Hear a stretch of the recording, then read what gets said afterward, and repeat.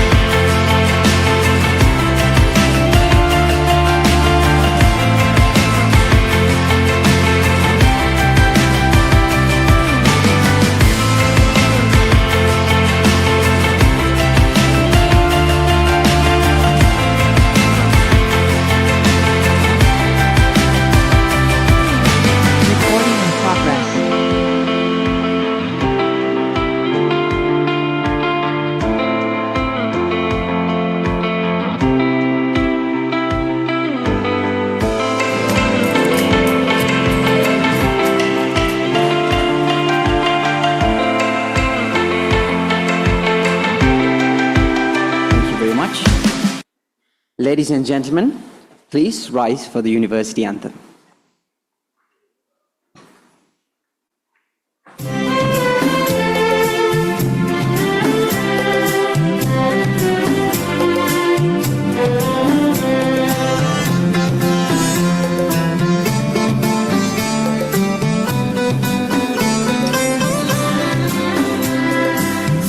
දෙසකිතු ගොස උරුමය සුරකින සියත් සුවඳ විදු කිරණ බෙදාදෙන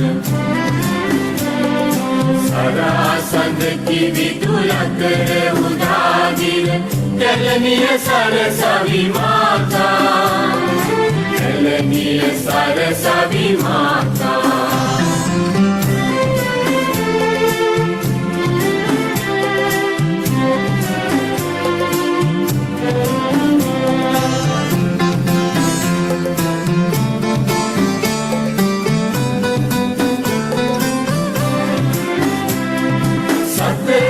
යුරවි ඇදනුවනගෙන සත්සිලුමිනවි ඉසුරු සදාලන දැයි ජීව උල්පදවන් නොසිදෙන කැලණිය සරසවි මාතා කැලණිය සරසවි මාතා සිය දෙසකිතු ගොස උරුමය සුරකින සියත් සුවඳ විදු කිරණ බෙදාදෙන සරාසඳ කිවිදුල කර උදාගිර කැලණිය සරසවි මාතා කැලණිය සරසවි මාතා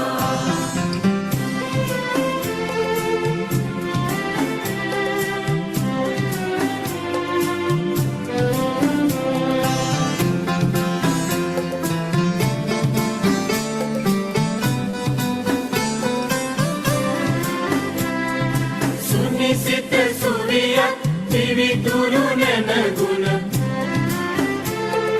යුගයෙන් යුගයට කයට තිලින කර කරු පිරිවර සහ මුළු ලොව සරසන කැලණිය සරසවි මාතා විදු අඹරේ බැබලේවා සිය දෙසකිතු ගොස උරුමය සුරකින සියත් සුවඳ විදු කිරණ බෙදාදෙන සරාසඳ කිවිදුල කර උදාගිර කැලණිය සරසවි මාතා විදු අඹරේ බැබලේවා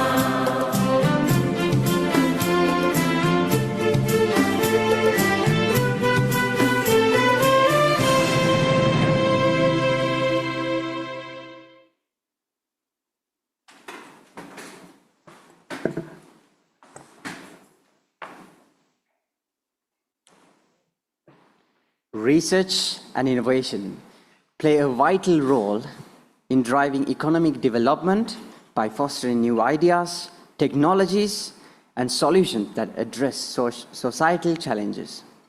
They empower industries to enhance productivity, create sustainable business models, and generate employment opportunities.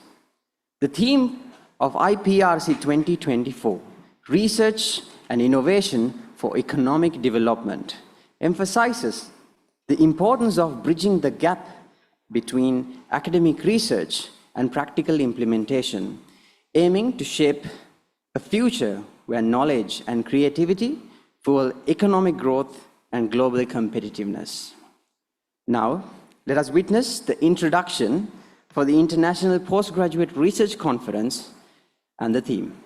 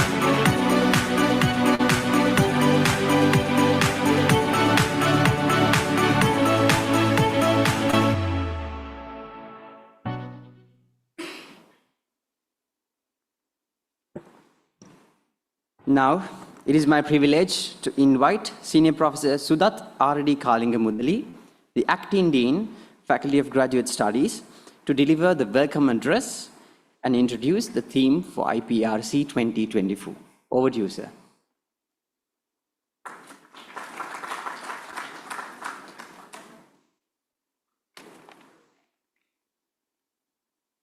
Thank you. Very good morning and warm greetings to everyone here. Venerable clergy, ladies and gentlemen. Chairman of the University Grants Commission, Senior Professor Kapila Seniratna, Vice Chancellor of the University of Kelaniya, Senior Professor Nilanthi De Silva, keynote speaker for this morning, Mr. Rajitha Karyavasan, Executive Director of Haley's PLC, Managing Director of Haycarb PLC, Deputy Chairman of Dip Product PLC, Haley's Fiber PLC and Eco Solutions Sector.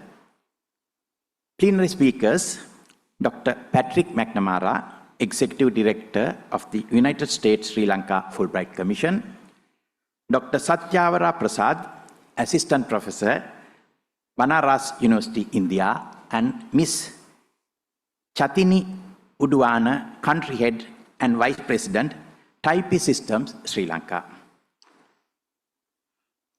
Dean of the Faculty of Computing and Technology, Dr. Chamli Pushpakumara, Dean of the Faculty of Commerce and Management Studies, Professor Bandar Pandinayaka, members of the Board of the Faculty of Graduate Studies,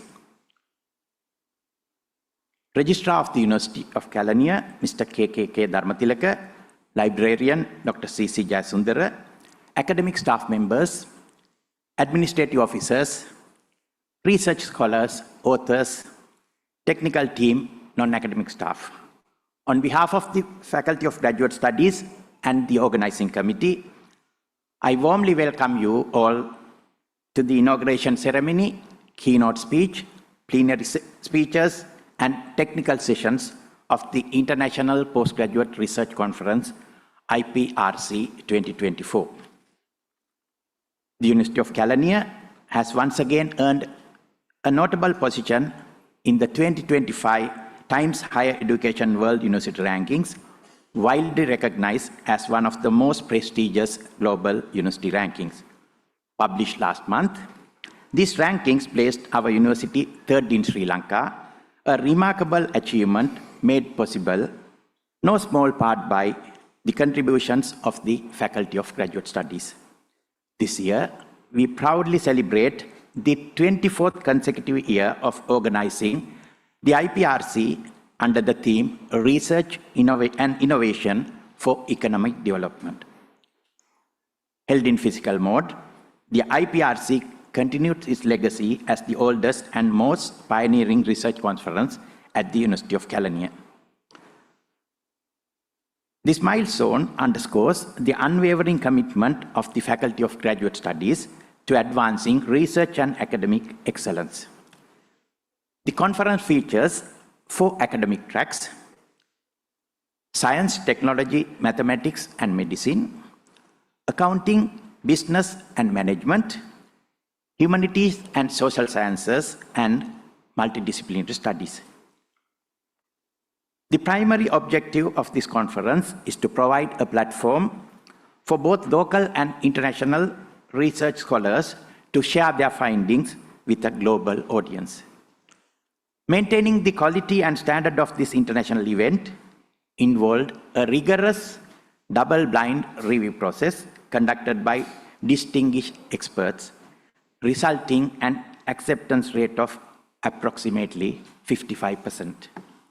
In conclusion, I extended my heartfelt gratitude to the organizing committee for their tireless effort in making this event a success.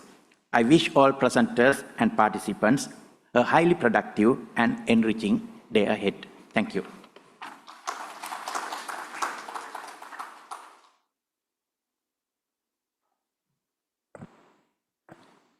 Thank you, sir, for the introduction. Now it's an honor to invite our guest of honor, Senior Professor Nilanthi De Silva, Vice Chancellor of the University of Kelaniya, to address the gathering. Over to you, Madam.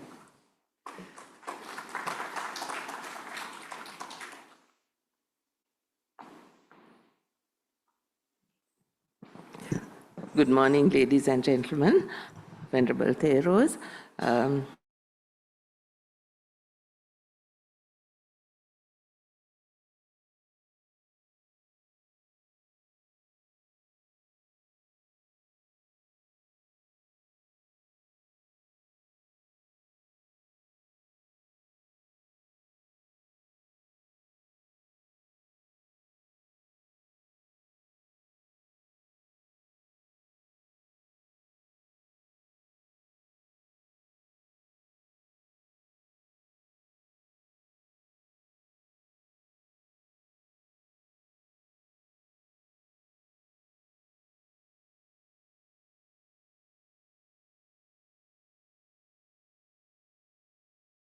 Recording stopped.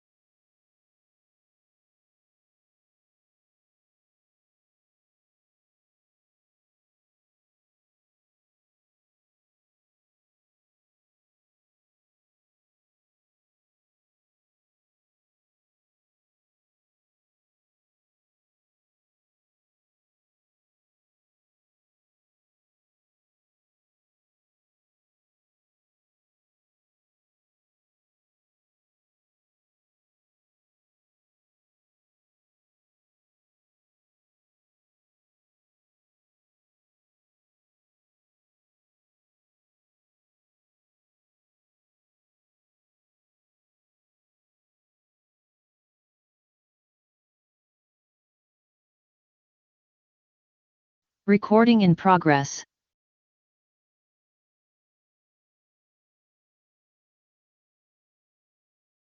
And I know that in a previous reiteration, it was more about what characteristics our graduates should have so that they are ready to enter into whatever relevant industry. This time around, the conversation has been more about research and innovation per se, and how academia, universities can work together with industry partners in Sri Lanka to support them in addressing issues that they may encounter while working on different products, on streamlining different processes that they may adopt in developing or commercializing projects, as well as from the university side, new ideas that our academics have, products that we may have ideas for, are then turned into commercial products. So that's a partnership that has the potential, not one partnership, but many partnerships. Together we can work towards national development. So I'm proud to be part of a university that has that commitment, and I guarantee you that there's a lot of energy behind that commitment. So I congratulate the Faculty of Graduate Studies on the theme that has been selected, the organizing committee, the dean, the former dean, as well as the current acting dean. And I hope that all of the participants who are here today will have a very fruitful, productive, thought-provoking day to come. Thank you.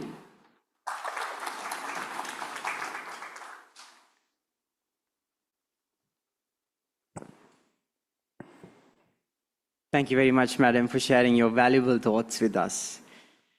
Ladies and gentlemen, we are privileged to have with us the chief guest of Iprc 2024, Senior Professor NAKPJ Seneviratne, Chairman of the University of Grants Commission, Sri Lanka. Let us warmly welcome him to share his thoughts. Over to you, sir.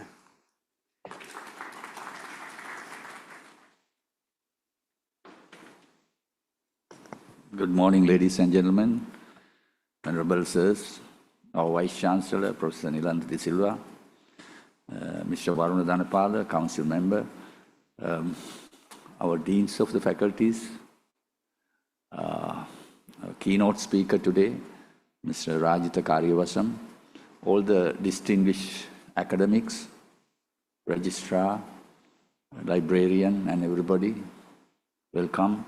And I'm having a dilemma right now, and am I going to talk as the chief guest or the former dean of the Faculty of Graduate Studies? Allow me to mention a few words about FGS and this conference. And actually, as Professor Kalingamudali mentioned, that we had a rigorous review process, and we, by this conference, we want to develop our research culture and give some messages to this. And we carefully selected some action research where people actually conducted research rather than writing some ideas. And in that case, what we believe is that these research conferences are forums where people present an exciting part of their big research project. So we can consider these as communications. And those should one day lead to a full paper or some innovation. So that is what we want to do. And as the chief guest, and this theme, Research and Innovation for Economic Development, as our Vice Chancellor mentioned, we carefully selected that at that time. Yes.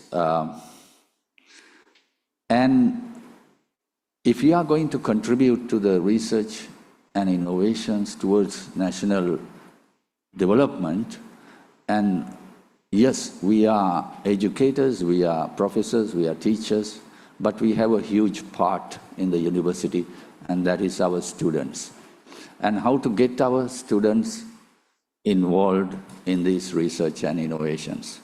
What I'm going to tell you is an idea that I'm having when I see how students struggle in their exams and so on. And sometimes I wish I were born about 400-500 years ago. And there is a reason for that. Imagine that time where people did research in their backyards, not in laboratories. And people did research not based on research grants, but taking money out of their pockets.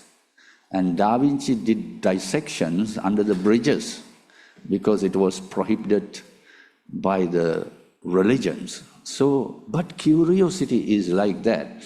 And that was an era where people conducted research not to get promotions or whatever gains, but just intellectual joy. So this is, but at that time, there was not much new knowledge. So this is not the reason why I wish I were born that time. And imagine a university at that time, if we had, and there is not much knowledge, and then your question papers are very easy, right? Very easy. And my area is chemistry, and my chemistry paper will be name 2 atoms, okay? And what is the periodic table? And I can pass the exam. I don't have to spend a lot of time, but I can spend a lot of time for research and innovations to satisfy my curiosity. But when I was studying, I take some chemistry example, Professor Jivanta will not hate me. This is applicable to all the subjects though. And we did inorganic chemistry, organic chemistry, and 1 or 2 chemistries. And now there are several chemistries, and you put the word right before chemistry, that will be a subject. And we add all those to our curriculum, and we are not removing anything. And we are piling up this new knowledge in the syllabus. We are very reluctant to remove anything. And then what happens later? So, lots of notes, and to make the matters worse, we have this Zoom teaching, and we give notes. Those are not notes, okay? You cut chapters of books and give it to the students. Complicated diagrams, give it to the students. For 1 hour question paper, you have 500 slides probably. But our examination system is still 500 years old. What is that? Closed book, exams, you go to the... But human brain never developed over 200-300 years. The capacity didn't double or triple at all. So what is the ultimate result? 50% of students are depressed. Some of those will pass the exams, but I don't know they will be creative or innovative. This is the tragedy. That is a crime, ladies and gentlemen. So we are educated. So think about that.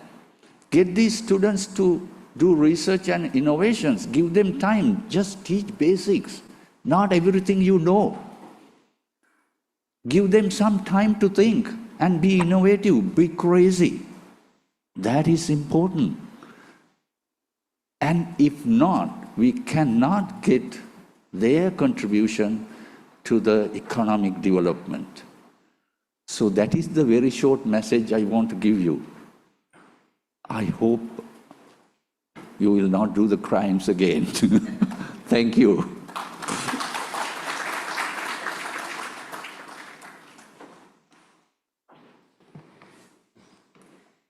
Thank you very much, Professor Seneviratne.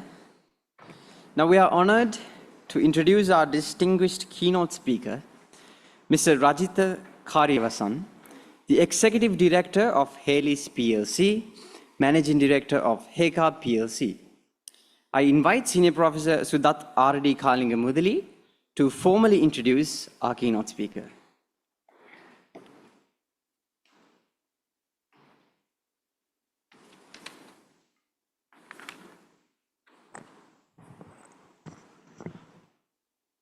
Venerable sirs, ladies and gentlemen, it is my great honor to introduce the keynote speaker for Iprc 2024, Mr. Rajitha Karyavasan, a visionary leader whose exceptional career spans multiple industries. Currently, Mr. Karyavasan serves as the Executive Director of Haley's PLC, one of Sri Lanka's lead businesses.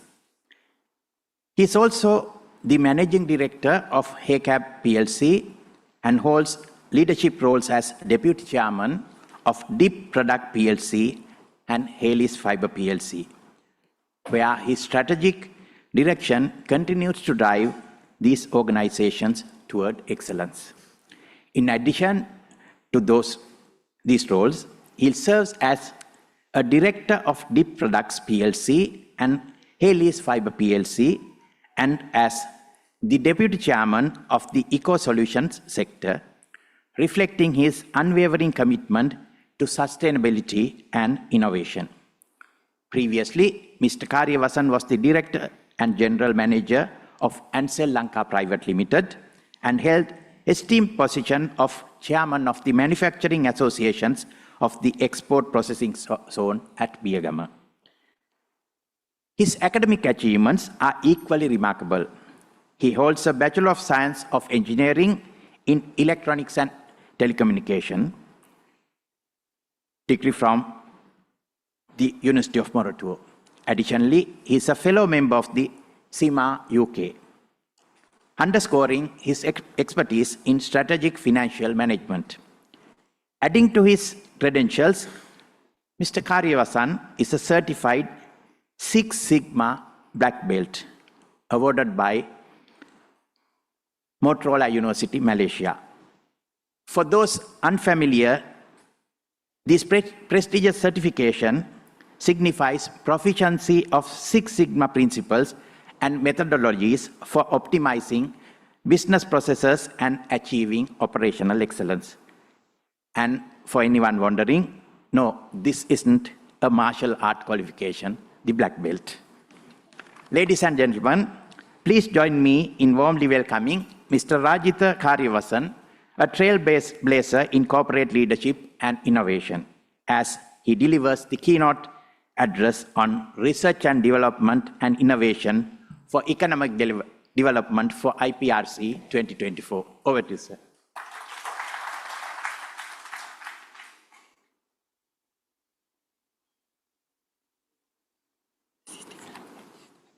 Okay, this for Mehmet Kanul.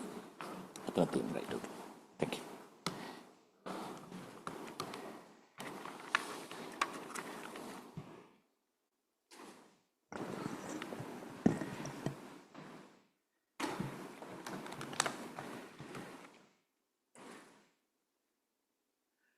Good morning. Chairman of UGC, Vice Chancellor of University of Kelaniya, and my apologies, Venerable Mahasangha. I should have addressed first. Assistant Acting Dean of the Postgraduate Studies, academic staff, and alumni of University of Kelaniya, IPRC of professionals, members, other distinguished invitees, graduates and undergraduates of the university, other distinguished invitees, ladies and gentlemen. It is indeed a great honor and a privilege for me to be the keynote speaker at IPRC 2024 for a distinguished gathering of learned professionals today. At the time of Sri Lanka transitioning into a new era of political leadership and culture, our motherland is crying for authentic and visionary leadership of men and women who will walk the talk to salvage Sri Lanka from its desperate economic crisis.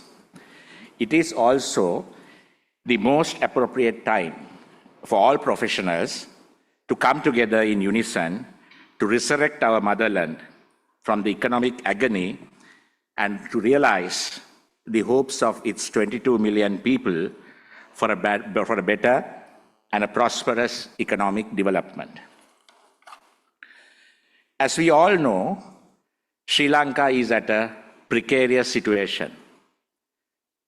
Sadly, we became a default nation not so long ago. Run-up to this situation was worst experience for many, including me, through so much economic hardships, impossible maneuvering of business enterprises, which was demeaning as a nation who used to have a proud heritage some time back. The social repercussions of the economic crisis were many, with far-reaching consequences. With forced physical discipline by IMF, taken head-on with a prudent and skillful maneuvering of a transitional government, with a few capable public officials, especially heading the central bank and the finance ministry, we have got into a short-lived and a temporary oasis on a long and hard journey yet to navigate through a desert of economic recovery. Much is needed to be done with a strong vision by patriotic and smart leadership at all levels of governance in both the state and private sector, who need to be masters of execution with fast decision making. Everyone in the nation, from the villages to the vistas of urban population, must take sacrifices in a socially equitable levels to raise the country from its worst ever economic crisis. Ladies and gentlemen, let's put the situation in the context of numbers. As research professionals, we love numbers. We want things to be factual. Sri Lanka's GDP today has shrunk to $85 billion from the highs of $95 billion in 2017 and 2018. What this means, ladies and gentlemen, we have gone back 6 years in this economic cycle, at least 6 years. This needs to be realized by the leaders who navigate the economy forward. Per capita income today is about $3,800, fallen from the highs we had at $4,400 in 2017. This economic crisis has left deep scars. Poverty has nearly doubled in Sri Lanka between 2019 and 2023, climbing from 13% to a staggering 25%, that is 1/4 of our population, with additional 2.5 million people fallen into poverty. Whilst we are under this debacle, ladies and gentlemen, rest of the world has moved on, leaving us behind. For an example, today GDP per capita of Thailand is $7,500, Vietnam $4,600, Malaysia $11,500, and South Korea has a staggering $36,000. Sri Lanka has $100 billion debt. That is a burden, with a foreign component of about $40 billion. With the IMF bailout package, the debt moratorium is extended till 2028. Our access to long-term foreign funding after debt restructuring that is nearing for much needed upliftment of essential infrastructure build and investments are yet to be seen.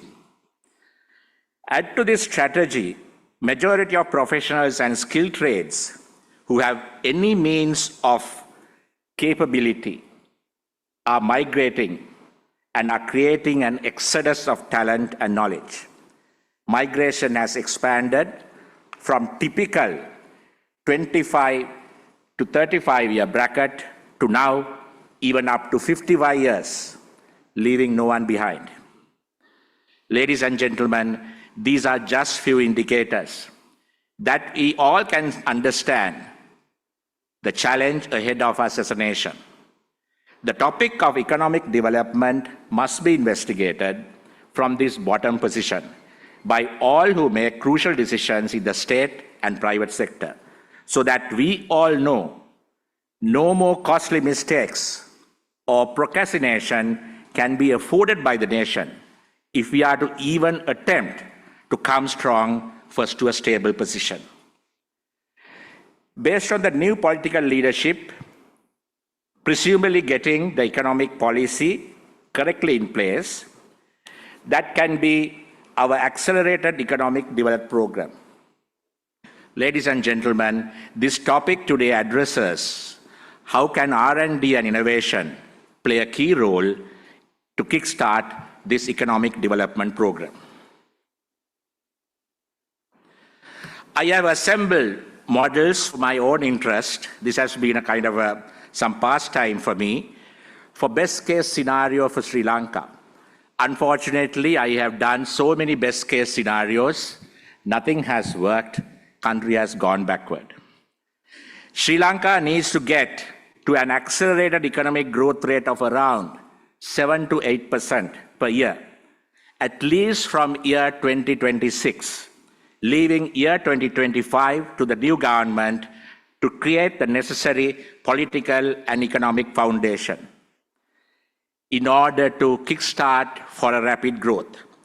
On that basis, if you extrapolate that kind of a growth, which few countries in the world manage to achieve, including China, our GDP can grow close to about US $180 billion in 10 years by 2035.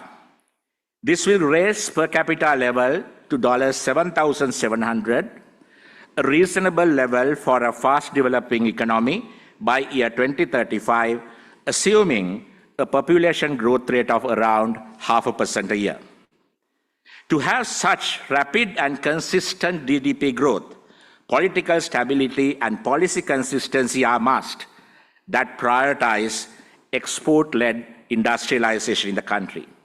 In my assessment, exports of Sri Lanka need to have a rapid growth at least by 12 to 13% per annum from 2026 to reach close to US $50 billion by year 2035.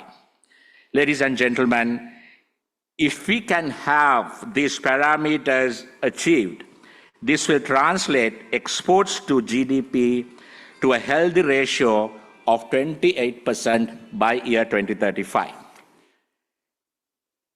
It is another extremely challenging task. This growth, coupled with the growth in tourism, which has luckily picked up already, adding to that from the exodus of the migration, the expatriate incomes coming in stably, could give us a good edge on the much needed foreign exchange for investment, debt repayment, and funding imports. Exports of Sri Lanka, both merchandise and service, must be primarily in value-added areas. Even now, ladies and gentlemen, Sri Lanka is not a low-cost country. Our labor costs are far more than what is considered low for low-value-adding industries. Being an island nation without feasible oil and gas reserves or critical minerals forces us to be import-dependent. Until our power sector misalignment and mistakes done in the past are rectified, the energy rates will be much higher than in the region. All this necessitates Sri Lanka to target value-added industries and service sectors where R&D and innovation are going to be the key driver of success.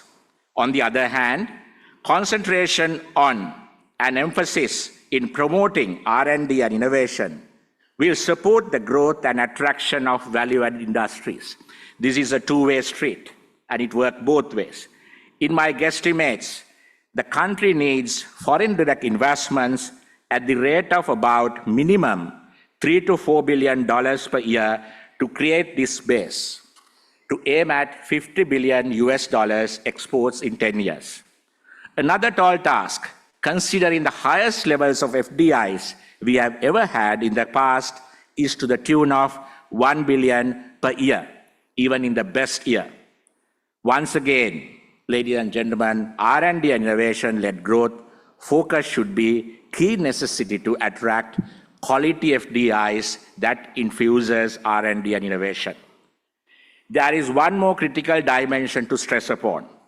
As envisioned in our new president's economic agenda, The growth in economy and its benefits must flow down to all levels of the social fabric, especially to the poor. There are two factors here to note in a sustainable economic development. Firstly, the income disparity, which is so huge and getting wider and wider in Sri Lanka, should be narrowed between the rich and the poor. And secondly, the economic development program must expand into districts out of the Colombo and Gampaha. This was well orchestrated by the President in his own words. While the rich can get richer, in that process, poor should not get any poorer. It is a very well said statement. Can this daunting task be attempted? Are there good examples of such achievements in the world? Ladies and gentlemen, yes, there are many, provided we have the correct leadership, vision, and the execution. Today, FDI flow from West to Asia is around $620 billion per year, out of the total FDI flow of about US dollars 1.3 trillion a year. So Asia, ladies and gentlemen, attracts almost half. What Sri Lanka needs is only 0.6% of what flows to Asia.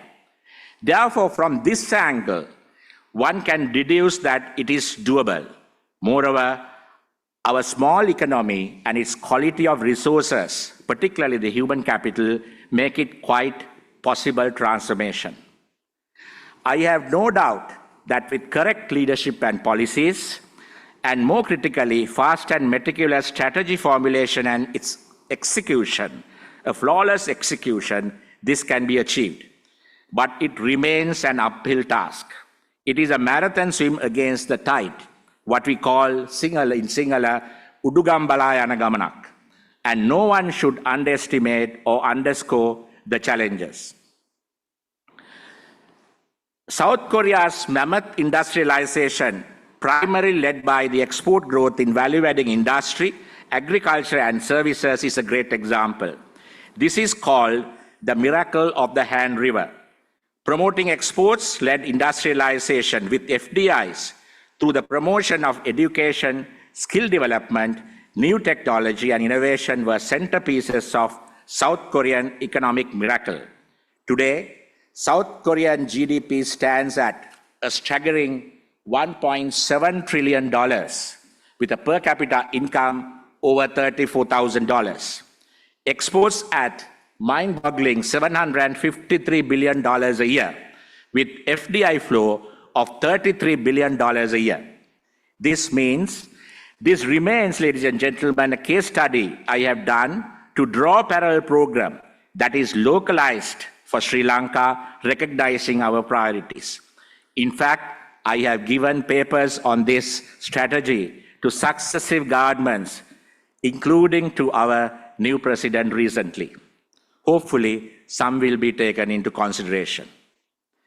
Parallel to this is the benchmark R&D investment in South Korea that stands at another staggering 4.9% of its GDP, one of the highest in Asia. The promotion and success of R&D and innovation in industries has a direct link to the quality of industrialization, technological advancement, and the extent of value addition.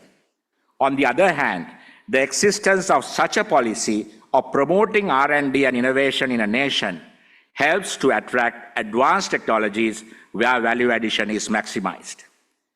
Ladies and gentlemen, there are further lessons that is depicted here, some of the strategies adopted, core strategies from Thailand, Vietnam, Bangladesh, Singapore, Rwanda, Costa Rica, India, and China, to name a few. Most are in Asia. So we know what needs to be done. We know how this should be localized. Do we have the leadership, will, confidence, commitment, and execution capability?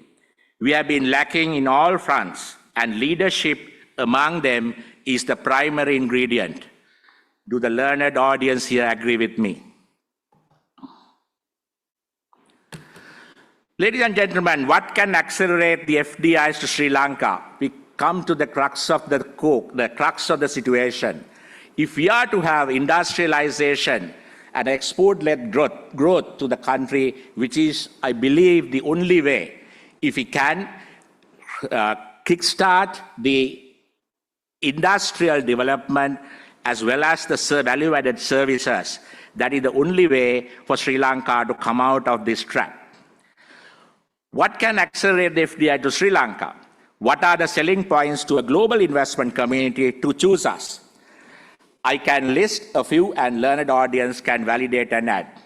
I would say significant improvements in one, ease of doing business index that encompasses whole list of areas for a sound business climate. Two, fiscal incentives for large and R&D driven value-added new tech infusion related investments. Number three, quality of human capital with a good influx of STEM graduates, technocrats.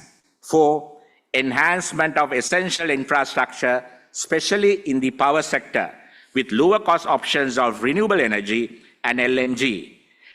Port development, especially the expansion of Colombo and Trincomalee. Badly needed airport modernization and creation of few fully fledged industrial zones that can at least accommodate another 500 new investments with enough industrial water and proper waste disposal. Number five, ladies and gentlemen, that is our topic, promotion of R&D and innovation in every industry and services targeting value-added investments.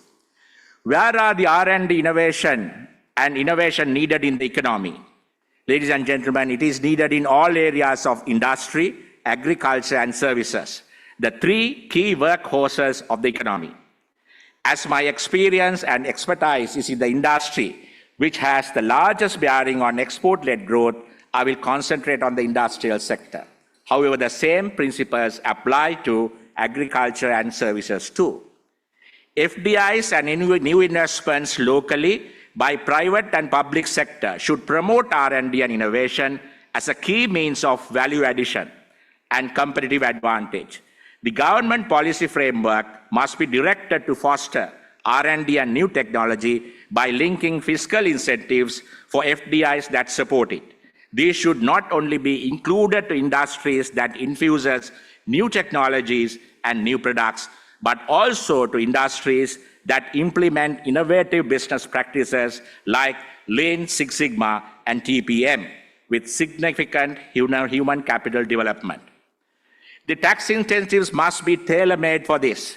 The policy framework must focus on FDIs on targeted sectors of industries by offering tax holidays and benefits considering the size of the investment. Today, all exports are taxed at 30%, ladies and gentlemen. I requested the successive governments at least to have a caveat. We will pay the current taxes for the country to come out, but consider for the new investments, large new investments that promote value addition and innovation, give them the tax holidays. Who is going to come to Sri Lanka when the exports are taxed at 30%? You think about it. Triple tax benefits given for R&D was a step in correct direction. Unfortunately, it is no more there now in the past. But that incentive alone should go beyond to areas of tax holidays that promote the value addition and the new technology. R&D innovation spends of industry must increase as a percentage of sales. There are many benchmarks here. Current Sri Lanka figure is at a mere 0.1% of the GDP compared to Vietnam and Bangladesh at about 0.4%, that is fourfolds. South Korea at staggering 4.9%, that is 49 times. Sri Lanka needs to increase at least to 0.5% in the first case, which is 5 times, 5-folds, to have a healthy promotion of R&D and innovation. Yet, it's a tall task that must come with healthy FDI flow. The Sri Lankan accounting standards can gear up to have specific standards and audits to confirm this, and the government should have recognition schemes of innovation, R&D, and new product developments by the industry. Export rebates are a good scheme for this, for export industry, where India, Thailand, China, and many other Asian countries have any export rebates for these new industries, which are value adding to the extent of 5 to 10%, which is significant. Studies have shown that countries with higher R&D investment relative to GDP, examples South Korea, Japan, Germany, consistently demonstrate higher GDP growth rates over time compared to countries with low R&D spending. The OECD has reported that each 1% increase in R&D spending relative to GDP can lead to 0.61% increase in the GDP growth over long term, underscoring the significant economic returns from R&D investment. What that means is that if Sri Lanka can increase its R&D investment from 0.1% to 0.5% of the GDP, that increase can give an additional 2.5% boost to GDP growth. It's not that ideal when we need to boost our GDP growth to a level of 8% to fast become a tiger economy in Asia.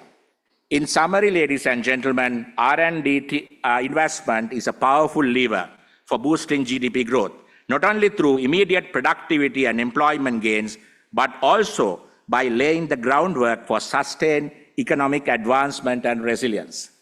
I quote from Steve Jobs, "Innovation distinguishes between a leader and a follower," and also from Michael Porter, "Innovation is the central issue in economic prosperity." We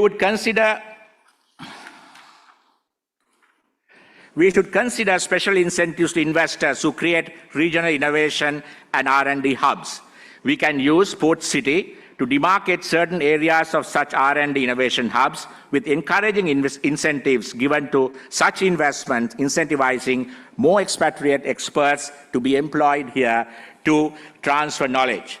The private sector and university collaborations on new products, process technology projects need to complete overhaul today as it's at a poor level. This was mentioned here, but ladies and gentlemen, this linkage is not enough.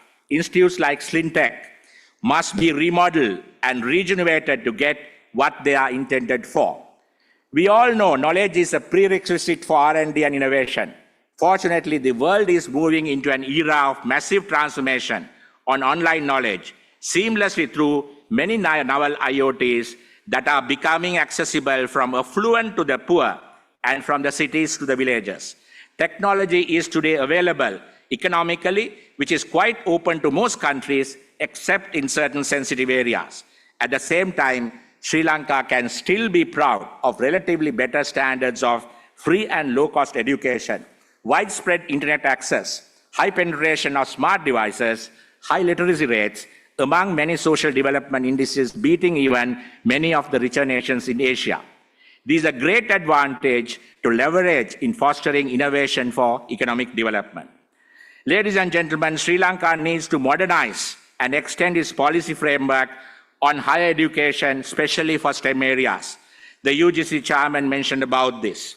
We need to liberalize the higher education to attract reputed international universities, which is a hot topic, controversial topic in Sri Lanka, but this must be done. To invest and to expand paid postgraduate education too.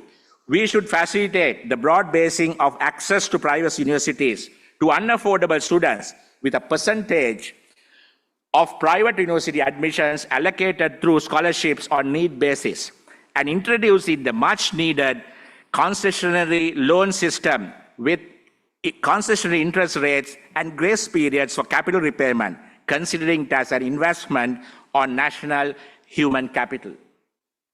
Technical education needs a complete modernization. These are the essential skill base Sri Lanka needs to support the value-adding industry. There are severe shortages of the skilled mechanics, electricians, masons, etc., that must be fixed fast if we are to support export-led and industry-led growth. Once again, allowing reputed local and foreign investment here to create private technical colleges are badly needed. For R&D and innovation promotion, the numbers of educated in STEM matters. That is why I suggest at least to double the number of STEM education in the state universities as an immediate step until new private investments can be established. Your attention and efforts to increase postgraduate disciplines are encouraging. If our nation is to kickstart the economy, we do not have STEM educated in the country who has left a lot, and soon we will need to import them, defeating the purpose. Please think about it. We need to embrace the new technology and digitization. State departments need this badly. Luckily, once again, the current president has identified the priority and has already taken steps to prioritize it by creating a separate ministry under him. Ladies and gentlemen, it will help to significantly reduce the so much infested cancer of Sri Lanka of economic corruption in different segments of the Sri Lankan economic fabric. This will be protested from very large sections of the population, digitization from the government departments. The government should not take it wrongly. Starting from customs, everywhere there will be protests coming in. But if the government has the will to digitize this, like the countries that have done this before, the corruption issue in the country and the efficiency of all services can be immensely enhanced. A cancer that must be eradicated if we were to have economic development and progress. Then there is opportunity of Sri Lankan diaspora, the expert skill base that migrated, who have the economic muscle and the knowledge power to support Sri Lanka. This need to be both, there has to be a correct policy framework as well as true patriotism demonstrated by the diaspora to help the country. This is a key resource base for furthering R&D and innovation too.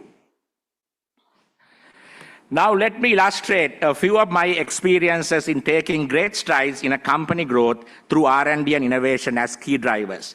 I call this sustainable innovation in the companies that I managed. I have led with my teams HECAB, who is one of the largest coconut carbon companies globally with about 16% market share. We also contribute as one of the largest exporters of coconut-related products in Sri Lanka. In fact, last year, we became #1 exporter in the coconut category. We also contribute as we have internationalized our business by taking 50% of our manufacturing base to Indonesia, Thailand, with the latest plant under consideration in Philippines. We have set up our own marketing sales offices in the USA, UK, EU, Japan, Thailand, Indonesia, and Australia. Rest of the globe is handled through network of distributors and direct marketing from Sri Lankan office. A similar strategy is adopted by Reproducts, who is a leader in a global industrial and household gloves.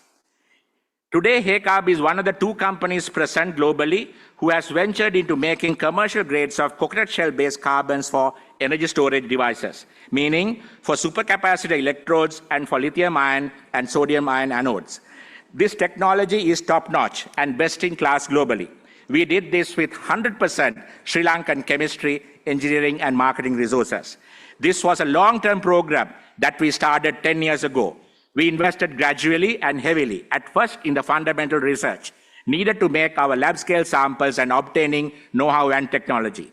Once we could come close to industry benchmarks on supercapacitor carbon quality at lab scale, matching the Japanese, we then researched, planned, and invested on pilot scale, and then extended to commercial scale manufacturing quite fast.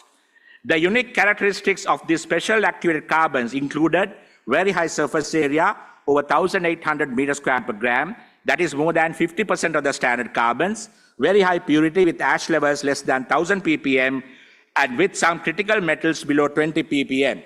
Similarly, many folds cleaner than the standard carbons, to name 2 areas of specialization.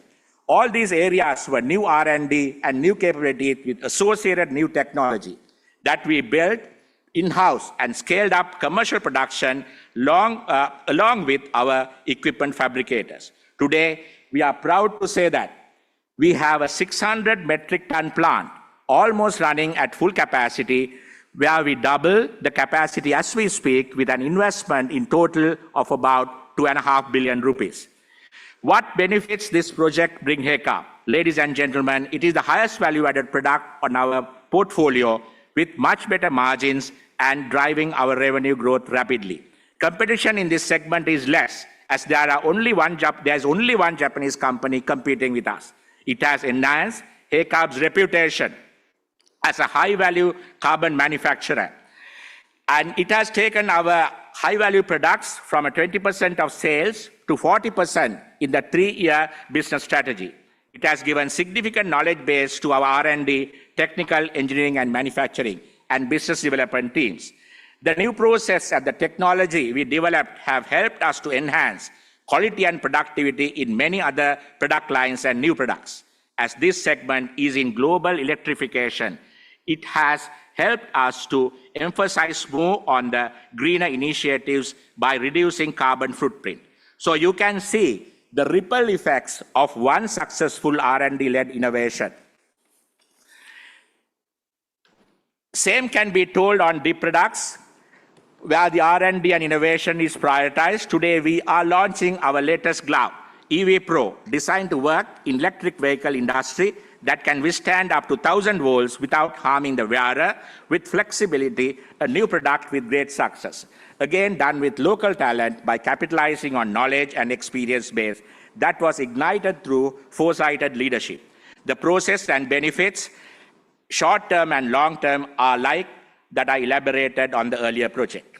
I can go on to state my previous life as the head of Ansell Lanka operations, yet again, one of the top-notch global glove companies. It's a great FDI, an exemplary FDI Sri Lanka attracted when the economy opened after 1977, when President Jayawardena took over office. Standing tall today, still as the largest manufacturing sector investment by Australia. This great company brought in so much R&D and new technology, so Sri Lanka creating one of its global R&D hubs and for innovation. The technology and know-how Ansell transferred to us, starting from centrifuging of natural rubber latex to make some of the world-class, top-notch surgical and industrial gloves were remarkable. At the time of me leaving Ansell Lanka, we made one of the most advanced synthetic surgical gloves from polyisoprene and one of the globally leading knitted nitrile supported glove range called world-renowned HighFlex from Sri Lankan operations. This brings me, ladies and gentlemen, hope, much needed hope. Hope that Sri Lanka economy can be resurrected and modernized. Hope that our people in this beautiful and blessed nation in so many ways can still rise from its ashes if the correct leadership chooses the correct path. But a political leadership alone cannot do this transformation. We as experienced professionals who benefited from free education from kindergarten to vistas of higher education in Sri Lankan universities owe this to our motherland. There is no other time. Time is now. And our mother Lanka is trying in desperation, perhaps with a last hope, that her sons and daughters at last and at least in the last hour of desperation come together in unison to raise her up in the place she deserves in the global map. We had a rich heritage since over 2,000 years ago.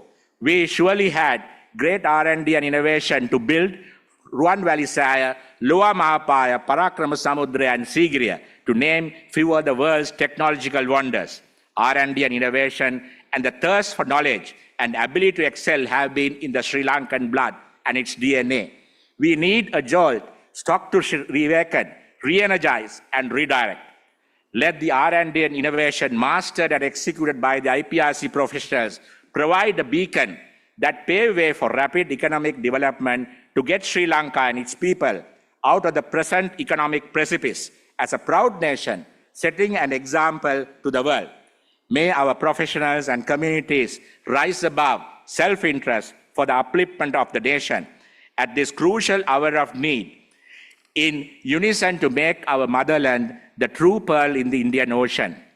May the noble triple gem bless Sri Lanka, economic recovery and its prosperity. Thank you, ladies and gentlemen.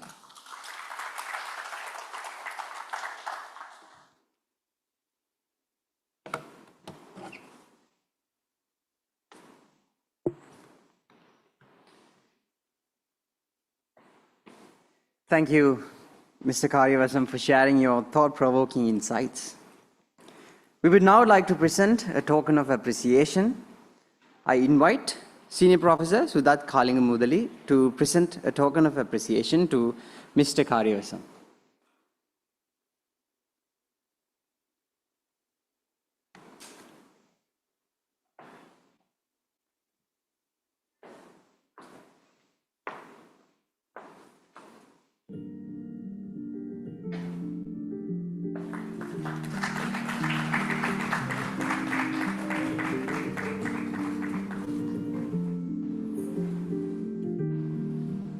Thank you, sir. Now let us take a moment to acknowledge and thank the incredible sponsors who have made this event possible.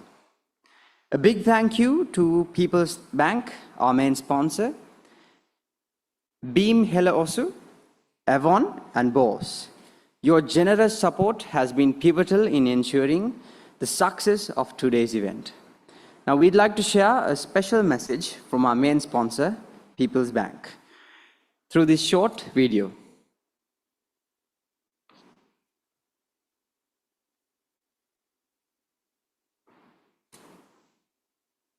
A new day, new possibilities. Pursue greatness. Chase your dreams with a desire for excellence and thirst for achievement. Keep moving forward. Make everything you envision yours. People's Bank Excelsior, a comprehensive range of banking services exclusively for professionals. Live the life you want.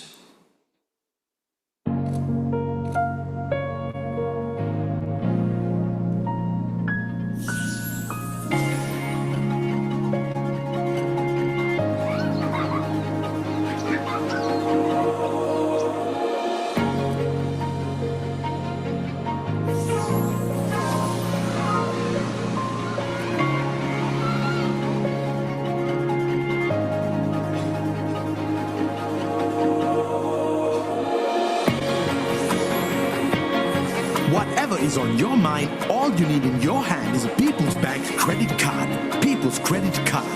Live more.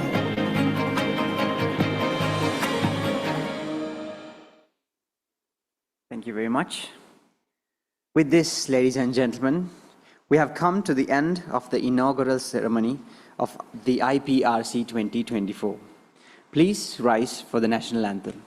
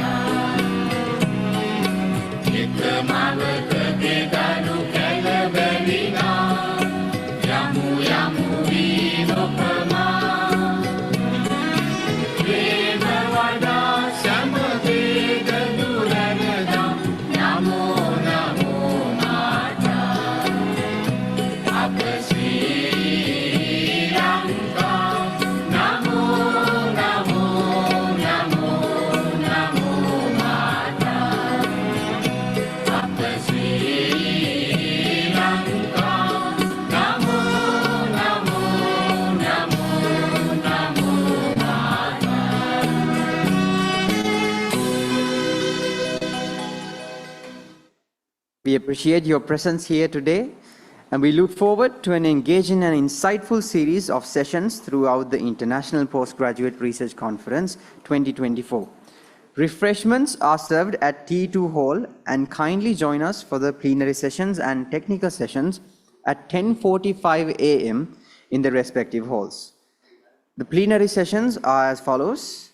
Ms. Chatini Udanga, Bridging Boundaries, Multidisciplinary Innovation for Economic Growth at 10:45 a.m. in the Commerce Auditorium. Dr. B. Satyavara Prasad, Concepts in Percussion Accompaniment in South Indian Carnatic Classical Music at 10:45 a.m. in the Commerce Boardroom. And finally, Dr. Patrick McNamara, Transdisciplinary Research, Creativity and Innovation for Economic Development at 1:15 p.m. in the Commerce Auditorium. Thank you very much, and we wish you an enriching day at IPRC 2024.